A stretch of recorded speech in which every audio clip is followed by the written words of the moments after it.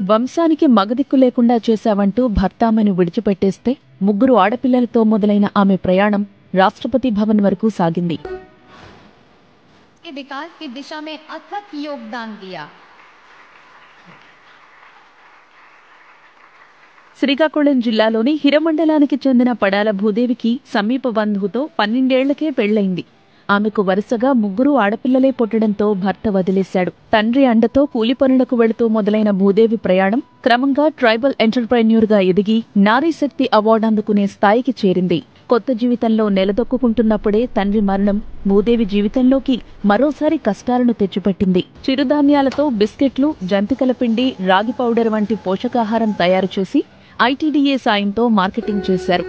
జిల్లాలోని ప్రభుత్వ పాఠశాలల విద్యార్థులకు, గర్భిణులకు ఇచ్చేలా అధికారులను ఒప్పించారు. గిరిజన మహిళలకు ఉపాధి కల్పిస్తూ ఎన్నో అవార్డులు అందుకున్న భూదేవి ప్రస్తుతం మిల్లెట్స్తో ఫుడ్ ఐటమ్స్ తయారు చేసే మన్యన్ గ్రెయిన్స్ ప్రైవేట్ లిమిటెడ్, అలాగే గిరిజన రైతుల ఉత్పత్తులను ప్రమోట్ చేసే మన్యదీపిక ఫార్మర్స్ ప్రొడ్యూసర్ కంపెనీ లిమిటెడ్లకు డైరెక్టర్గా పనిచేస్తున్నారు.